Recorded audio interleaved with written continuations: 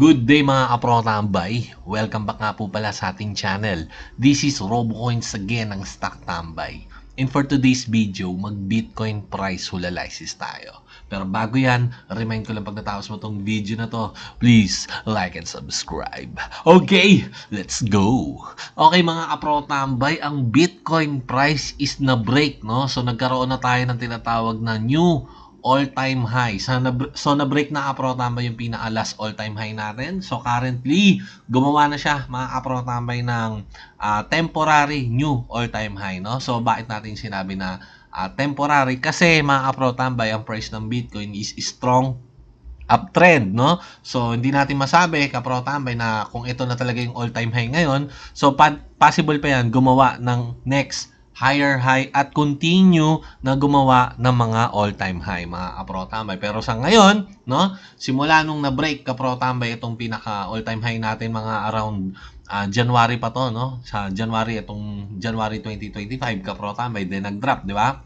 So ito yung mga temporary all-time high natin. So na-hit na niya at na-break yan, mga kapro-tambay. Then sa daily time frame is mga kapro-tambay, no? So nag-close siya above kapro-tambay dito sa pinaka-new all-time high. Pero bago tayo magtuloy, syempre, break muna, no? So, punta tayo sa FB page mamaya, mga kapro-tambay. So, ito, gumawa tayo ng pinakabagong RoboCoins page po natin kasi yung dati natin na may 2,500 followers, na-disable po yun kasi po yung FB account ko, mga kapro-tambay, bad news, na-disable po ni Facebook at nadamay po itong RoboCoins page natin, no? So, gumawa po tayo ng bago at take note lang po, may mga fake na RoboCoins po, no? So, check nyo lang po, kapro-tambay, RoboCoins sa pinakamaraming like and followers. So, yun po yung i-follow nyo, no? So, request ko yan, mga kapro-tambay. Then, ito yung ating cover photo. Kasi may mga fake, mga kapro-tambay, ingat po kayo, wag nyo pong i-follow yung fake, no? So, silipin nyo maigi RoboCoins, then i-check nyo, may mga posts yan. Then, ito yung ating cover photo, no? So, maraming salamat mga pro-tambay sa pag-follow. So, natin to, i-page recovery natin mga pro-tambay kasi dito tayo post ng mga word of wisdom. Let it be, let it be. Okay? So, thank you very much. Balik tayo mga pro-tambay. Okay? So, ngayon, ang price ng Bitcoin is above ka-pro-tambay, no? So, ang price niya is nasa level ng above all-time high. Ano mga ine-expect natin? So, ito kasi is daily time frame, no? And from bottom, okay, point A to point B, no? So, isang swing na to, talagang strong uptrend ang price ng Bitcoin. So, caution to is daily time frame, kapro-tambay. Ang aabangan natin, ang weekly close. So, punta tayo sa weekly, kapro-tambay, no? Okay? So, magko-close to sa week, mga kapro-tambay, by Monday ng 8 AM, kapro-tambay. So, magiging strong, kapro-tambay, itong break dito sa latest all-time high natin kapag, okay, itong weekly candle na to is nag-close above, okay, 109,000, kapro-tambay, no? So, doon natin talaga makikita na talagang mayroon tayong strong breakout sa higher time frame. Pero kung titingnan natin sa daily time frame, meron na siyang close, kapro-tambay, no, above. Pero currently ngayon, no, sa lower time frame is medyo bumababa ng onti si price ng Bitcoin. So, ibaba natin sa 4 hours time frame, kapro-tambay. Ayan, no? So, kung titingnan natin from 76,000 up to 112, so meron siyang tinatawag na buying acceleration. So, talagang dire-diretso siyang gumagawa ng swing high, swing low, no, na mga higher low, kapro-tambay. Etong mga ganitong pagbagsak is normal lang yan, kapro-tambay, no? Mga minimal correction, kapro-tambay. So, tanggalin na nga natin to. Ako naglagay niyan, no? Okay, so ano yung i-expect natin? Mga kapro-tambay dito sa pag-break ng all-time high, dire-diretso na ba? Well, possible yan, no? So, ano yung mga pwedeng maging price action? Ang mga pwedeng maging price action, kapro-tambay, para sa nag-aabang, no? So, ano yung mga possible mangyari na itong 109,000 natin na pinaka-latest all-time high, no? Na na-break na niya ngayon is maging support, no? From resistance turn to support. Paano natin masasabi yun? Kapag nagkaroon tayo dito ng tinatawag na okay, strength, no? Ano ba tawag doon? Nakalimutan ko.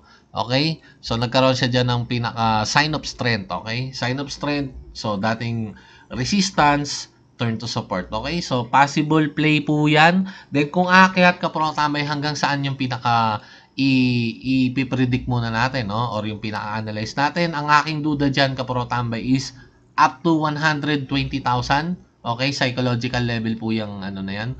price na yan. Tingin ko, possible ma-hit ang 120,000. At kapag kapro-tambay na break, okay, so ganun din ang magiging price action. Kunwari, nagkaroon dito ng ranging, nagkaroon ng break, papuntang 120, so nagkaroon ulit ng pinaka-ranging, then break ulit. Kapag ganyan na nangyari kapro-tambay, ang pinaka-maximum, okay, target price na pwedeng marating ng Bitcoin based sa ating technical analysis is 150,000 level, no? So nasukat na natin yung kapro-tambay sa pinaka-last whole analysis natin, 120 to 150,000. Hanggang dyan lang muna tayo mga kapro-tambay, okay? So ano naman mangyari kapro-tambay kapag nagkaroon ng sign of weakness dito sa taas? So, hindi naman talaga tuloy-tuloy na umakyat, no? So, pwedeng magkaroon ng false breakout, kapro-tambay, no? In the higher time frame, makakita tayo ng close breakout. So, ang possible play dyan, kapro-tambay, dito yan, no?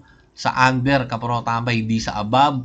Then, sign of weakness, then magda-drop. Okay? Hanggang saan ang drop, saan natin pag-aaralan yan. Pero mayroon muna tayong ipapakita, kapro-tambay, ng mga pinaka-point of interest na pinaka-importante. So, ito, kapro-tambay, tatanggalin ko na itong line na yan. So, makikita natin kapro-tambay, no? From 16,000, okay, up to all-time high na 109,000, meron tayong tinatawag na point of interest na nasa around 62,600, no? Kung susukatin ulit natin yan, kapro-tambay, okay? Okay, lagyan natin dito mga around dito sa zone na to. Ulitin natin, no? Para makita natin ang POI natin, okay? Hanggang pinaka dito sa pinaka ginawa niyang 112,000, no? So, dyan natin lagay. Pero alam ko, ang price ng Bitcoin is hindi pa tumatagos ng 112. Ang point of interest natin is nasa ano pa, no? Around 62,000. So, hindi na muna natin gagalawin tong pinaka point of interest natin na 50%. So, ano ba meron dyan sa point of interest ng 50% na yan para sa mga hindi nakakaalam, kapro-tambay, na kapag, okay, kapag ang price ng Bitcoin is bumaba dyan sa level na yan, no? So, expect natin dito sa 50% ng isang wave from 16,000 to new all-time high is malaki, kapro-tambay, ang chance na mag-bounce ang price dito sa level na to kasi yan ang 50%, no? Good to enter and good to exit at maraming makakakita niyan sa buong mundo. So, kung sakali man na magda-drop ang price ng Bitcoin dyan sa point natin, so ito ang pinaka-strong support.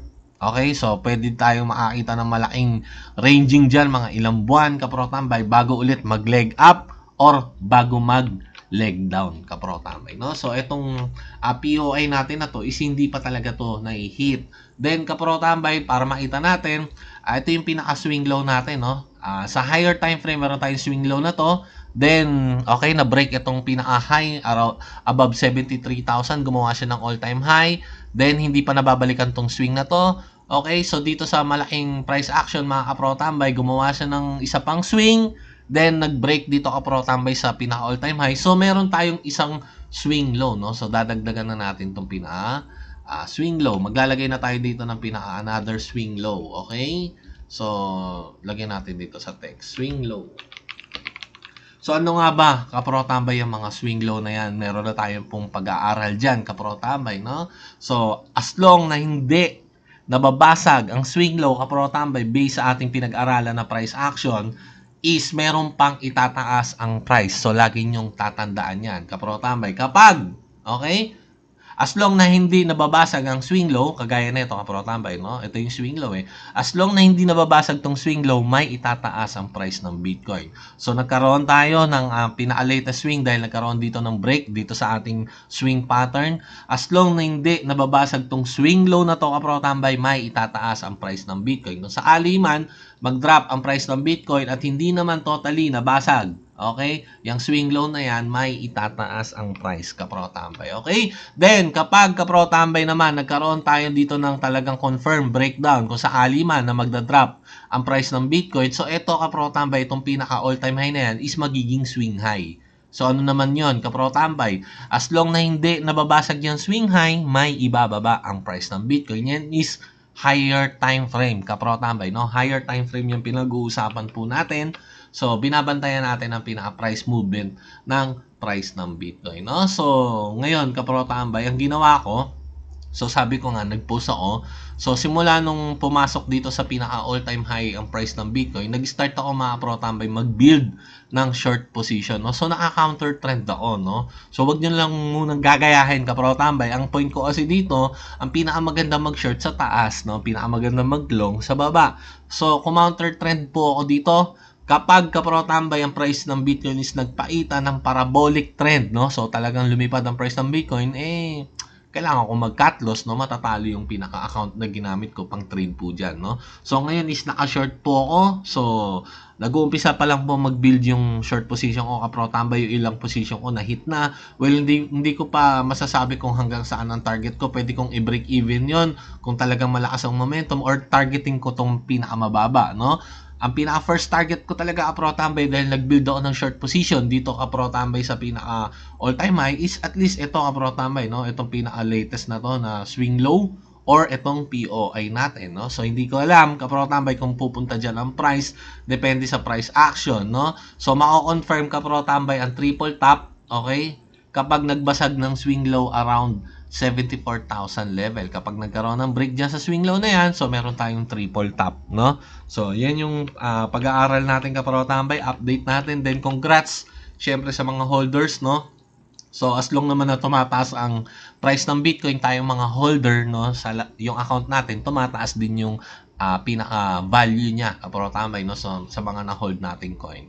So, yun lang muna, no? Stay tuned tayo. So, abangan natin, kapro-tambay, by Monday, 8 AM ang weekly close, no? Kapro-tambay, kung magko-close ba to above ng 109,000 or magko-close below para makakita tayo sa weekly time frame kung talagang nagkaroon dito ng false breakout, ng rejection, or ng strong breakout, kapro-tambay. At abangan natin kapro-tambay kung anong gagawin ng price above dito sa 109,000, no?